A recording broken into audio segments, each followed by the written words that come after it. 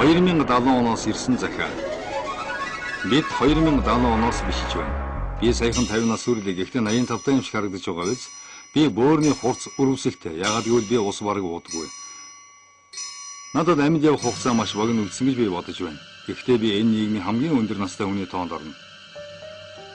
Намайг 5 настай байхад юмс одоогийнхоос маш өөр байсныг би санддаг. Мод бутаар дүүрэн цэцэрлэгүүд, цэцэг зүлгээр хүрээлүүлсэн байшингууд гэдэл. Ванта усандаа арьсаа дэвтэлээ хэвтээд шүршүүрт ороод бүтэн цаг болдог байж үлээ. Одоо бол бид нэг удаагийн тэгээд тосны гаралтай чийгшүүлэгч цаасаар бие арчи цэвэргэж байна. Эмэгтэйчүүд урд сайхан үсээрээ гангардаг байсан үе мартагджээ. Одоо бол ус эргэлэхгүйгээр цэвэрхэн байхын тулд бүгд үсээ хосуулдаг. Манай аав даралттай усаар машинаа шүршиж угаадаг байж үлээ. Өнөөдрийн хүүхдүүдэд усаар машин угаадаг байсан гэвэл итгүүлэхэд бэрх гэдгийг би мэдэж байна. Усаа гамна гэдэл баян сануулдаг даан шинж тоодгүй байж тээ. Хүмүүс усыг дуусшгүй ундраг мэтэр л боддог байж. Гэтэл өнөөдөр голгоор их даалан тогтоол ус газрын доорх ус хүртэл ямар нэг байдлаар эргэж нөхөгдөхгүйгээр бохирдсон эсвэл хатаж ширгсэн байх юм. Бидний хүрээлэн байгаа орчин элсэс төгсгөлгүй элсэн цөл болон хуурчээ. Гээдсний халдварт өвчин арьсан гүний болоод шээсний сугаар дамжих халдварууд өнөөгийн хүмүүсийн үхлийн гол шалтгаанууд болж байна.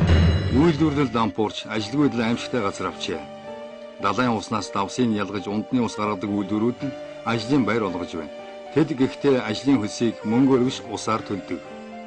Хүмүүс гудамд ус дээрэмдэх гэмтэргийн хохирч болох нь энгийн үсгэл. Өнөөдөр бидний идэж уудаг хоол хүнсийн 80% нь химийн аргаар бүтээгдэж байна.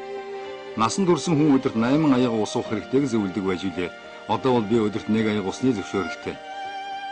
Бид хувцас угааж чадахгүй болохоор хаяхаас өөр аргагүй болдог. Үүнээс болж хогны асуудал хүнд болж байна. Бид эргээд өнгөрсөн зууны ихэнх үеийн шиг газар ухаж бий застдаг бас. Яагаад гэхээр бохирын шугам усгүйгээс болж бөгдөрч ажиллахаа байсан.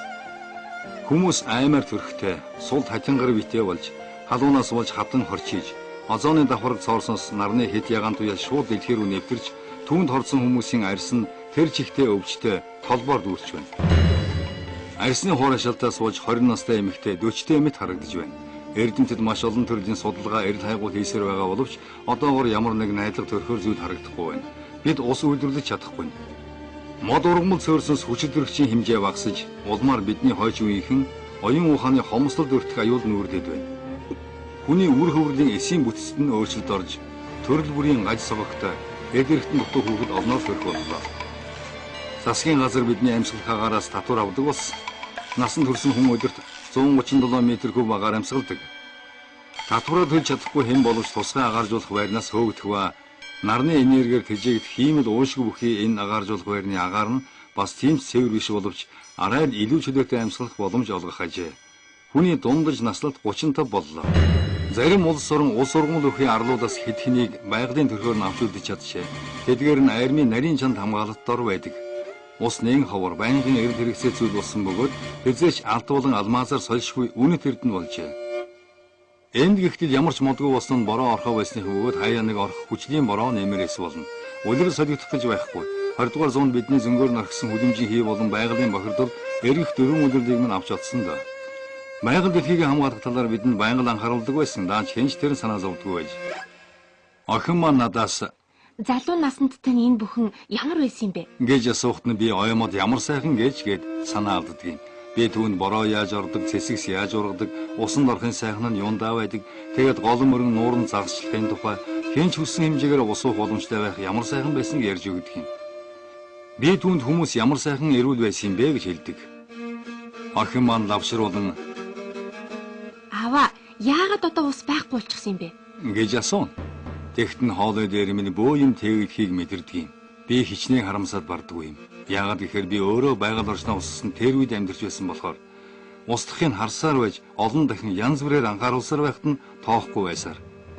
Миний амьдарч байсан үеийнхэн бол ямар нэг юм хийж болох байсан сүүлчийн үе нь байсан юм. Гэвч юу ч хийхгүй байх замын сонгосон доо бид. Өнөөдөр бидний үр хүүхэд үеийн үрийн минь маш хатуу гарамсж байна да. Шуудхан хэлэхэд тун удахгүй энэ ертөнцийн амьдрал устж үгүй болно гэж би боддог. Яагаад гэвэл бидний хүрээлэн буй орчин эргэж хязгаарч сэргээгдэхгүйгээр сүйрэлд оржээ. Хэрэг би цаг хугацааг буцааж чаддагсан бол хүн төрлөختөнд энэ бүхнийг ойлгуулахыг ямар их хүснэ юм бэ? Эх дэлхийгээ аврахад ямар нэг зүйл хийх боломжтой байсан тэр цаг үед босож очихсон. Энэ захиаг өөрийн хүргэж чадах бүх хүнд хүргэж усны асуудал дэлхийн дахны асуудал болоод байгааг тэдэнд туулга. Үүнийг хүүхдийн төлөө хий. Хүүхдгүй байсан ч ирээдүйд хүүхдтэй болно гэж бодоод хий. Энэ бол тоглоом биш. Аль хэдийн бидэнд нүүрдээд байгаа бодит үнэн. Ирээдүйдээ бүү там бэлд. Тэдэнд амьдрал бэлгэн.